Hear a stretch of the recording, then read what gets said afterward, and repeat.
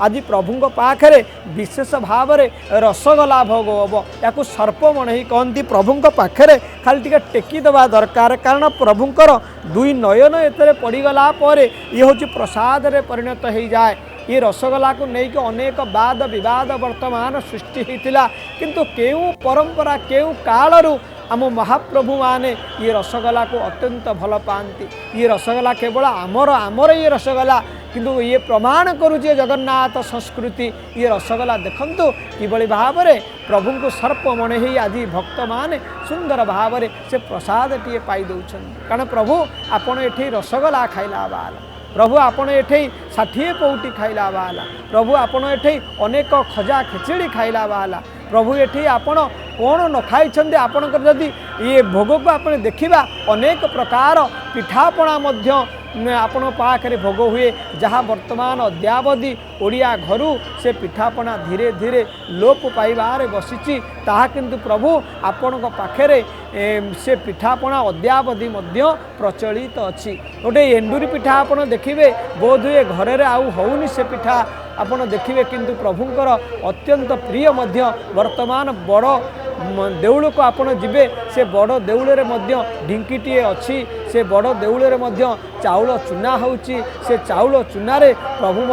से पिठा को बनई प्रभु को वर्तमान मणई होची ये होची परंपरा अनेक जिते जातीय आपण देखिए पिष्टक सब अच्छी ये समस्त प्रभु पाखे समर्पित करा जाए। आहा किभली भाव में धीरे धीरे प्रभुंकर ये नवदनात्मक यात्रार वर्तमान बोध हुए शेष दृश्य कारण प्रभु तो लीला करि सदाबले प्रभुंकर लीला अच्छी किंतु ये जो घोष यात्रार ये होती शेष दृश्य। हे प्रभु रथ उपरे आपण केवल ये शेष थर पाई ये समस्त की दर्शन देवे यही भाव को समस्ते किभली भाव में निजर ये हृदय रे अवलोकन करिसेंती ये हृदय रे उत्तोलन कर रखिए यही भाव प्रभु ये जीव बंची थे आर वर्ष आपन को दर्शन करिवो कारण ये जीवन प्रदीप मो लिभि लिभि आसे घटिया से अमा अंधार से अंधारे जेबे हुए बाट बणा साहा हुआ कला ठाकुर साहा हुआ कला ठाकुर। हे प्रभु जीवन प्रदीप मो लिभि लिभि आछे घोटी आसे अमा अंधार ये जीवन प्रदीप रे केतेबेले प्रभु पूर्ण छेद पड़ीजिव ये जीवन मनीषर जीवन पानी फटका सदृश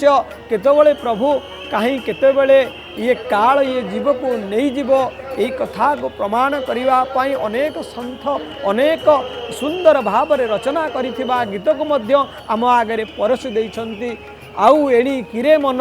बुलू कहीं उड़ुछि काल छंचाण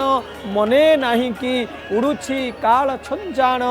मने नहीं कि काल व्यालम मुखम ग्रास निन्नातराजन हेतवे श्रीमद्भागवतं शास्त्रं कलौक किरण भाषितं श्रीमद्भागवतं शास्त्रं कलौकीर्ण भाषितम श्रीमद्भागवत कहले कहले काल व्यालम मुखंग्रास काल काल कहले सर्प ये संसार रे ये जो समय गोटे सर्प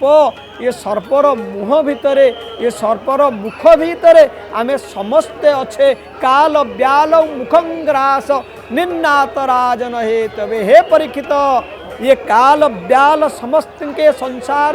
नबा पाई बसीची ये काल व्याल संसार समस्त की दिने ना दिने नहीं जीव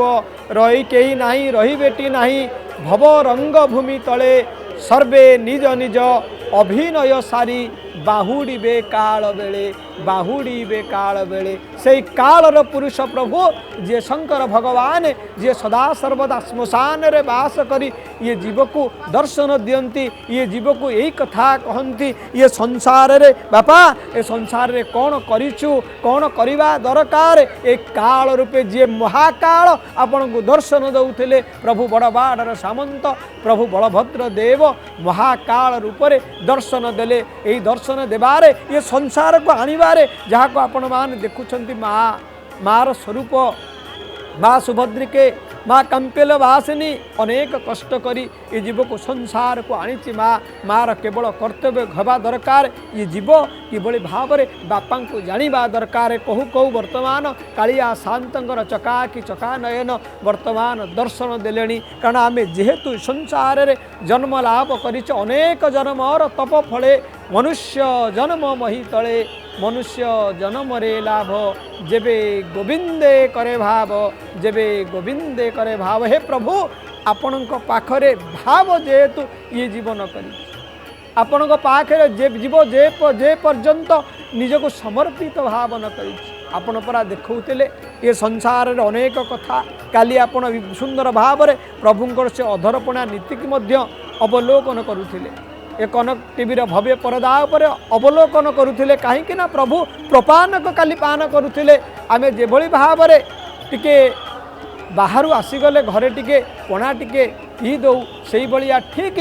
आमरी भलिया आमरी लीला ये प्रभुंकर ये केवल मानुष लीला मानुष मनुष्य जेपरी भाव में लीला करती प्रभु से भली भाव में लीला को संपादन करती आज रथ ऊपर रही ये जगत को प्रभु देखई दौरान अरे देख मु किभली भाव में लीला करुच्ची ये तुम लीला भितर आ मो लीला भितर किसी पार्थक्य नाई तुम्हें जेभली भाव में सका उठुच दांतटे घसुच निजे वस्त्र को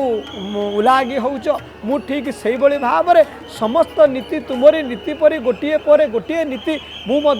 संपन्न करे मु गोटे पर गोटे नीति धारण करे कारण तुम आ मो पर किसी पार्थक्य नाही अयमात्मा ब्रह्म प्रज्ञानम आनंदम ब्रह्म तत्वमसि तुम्हें सही ब्रह्म तुम्हें आनंद ही ब्रह्म हे प्रभु चकाखी आपण को किए कहे आपण को अनेक मुनि ऋषि अनेक कथा कही वर्णना करि थांती किंतु शेषरे किंतु ये ओडिया आपण को वर्णना करि थाए प्रभु नाई नाई प्रभु तुम्हें आमर किए कहे नाही प्रभु तुम्हें ब्रह्म किए कहे नाही प्रभु तुम्हें समस्त अवतार मानकर अवतारी किए केते प्रकार कथा किए नाही प्रभु तुम्हें होचंद शाक्त शैव गाणपत्य वैष्णव किए कहे नाही प्रभु तुम्हें होचंते शंभु एवं माँ सुभद्रिका होचंदी ब्रह्मा आपण होचंदी विष्णु अनेक कथा कहिला बेले किंतु भक्तटिए चिंता करे भक्तर एते ज्ञान आवश्यक नाही भक्त केवल गोटाए पाखरे मूलटी अटई विश्वास